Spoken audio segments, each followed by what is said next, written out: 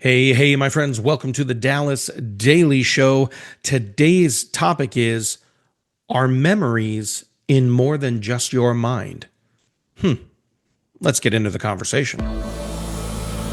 Okay, my friends, this is flat out. This is a subject I'm starting to learn a little bit more about. So, what you're getting today is a little bit of me talking out the process with you, okay?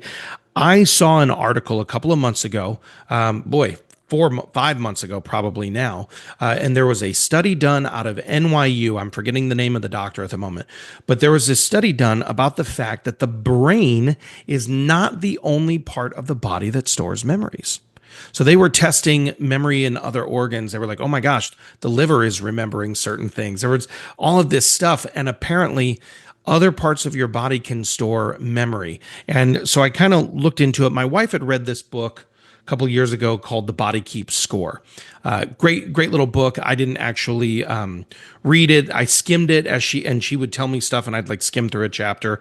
It's very science heady, but there's several things here. There's like cellular memory and possibly somatic memory. It is a still speculative thing, right?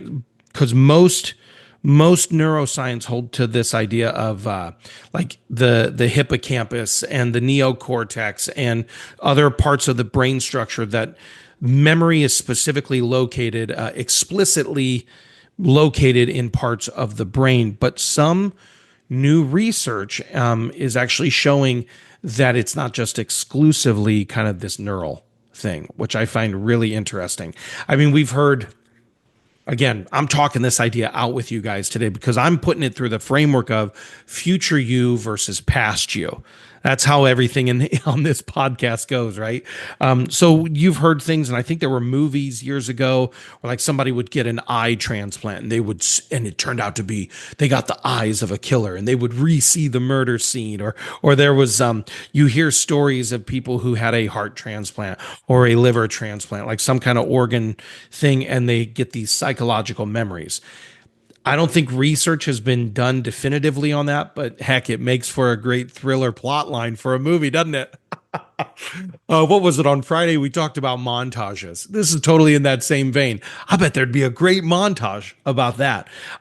We do know this because insurance agencies have let us know this. There's a reason your insurance agency asks about your maternal father, or maternal mother, paternal, all the way up, like grandparents and maybe even grandparents, because they do know that there are some hereditary things that are passed down. They call it well, shoot. Sometimes you're about to drop a good piece of knowledge, and then it just goes right out of your brain. It's the hypothalamus, and there's a HPA, hypothalamus pituitary axis.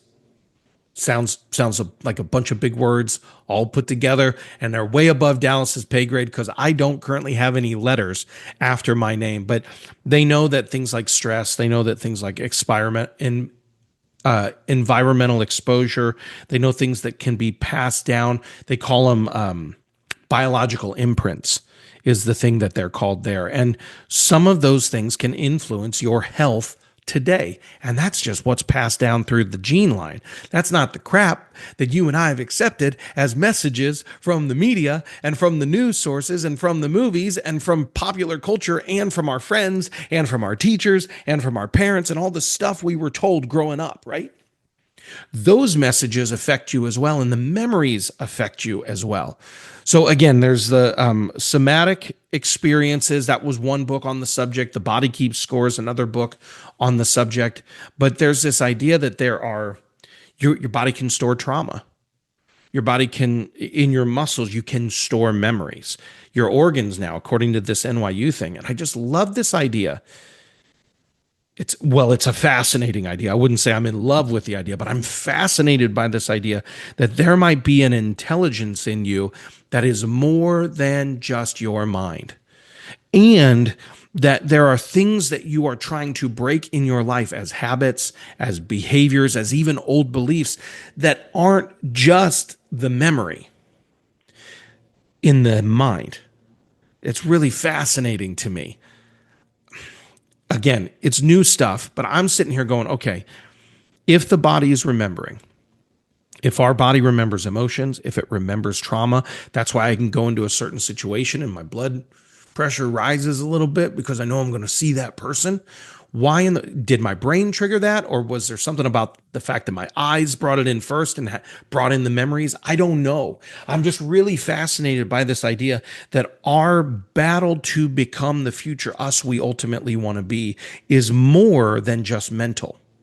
Right? We talk about this all the time. There are multiple dimensions of who you are. There's the spiritual part of you. Yes, there is the physical part of you. There's also the relational part of you. There's a professional part of you. You're mental. You're totally mental, bro. You're mental. You're emotional. You're relational. You're creative. Your body says things. I mean, yeah, this is a really intriguing topic. I don't have much to say on it. Okay. I don't have much to say other than possibly there are muscle memories you have. Possibly there are craving patterns that you have. Possibly there are old patterns that resurface every now and again. And unless we stop thinking I need the mindset and the willpower to overcome them, we're going to lose. Instead, we have to start thinking there is a future version of us that we could win, right? If there's a future version of us, maybe there's a posture shift that we can take that's a little bit different. Maybe we can take a breath when the old situations come up or the old environments trigger something in us physiologically that we can go, what am I feeling? How would future me behave in this territory?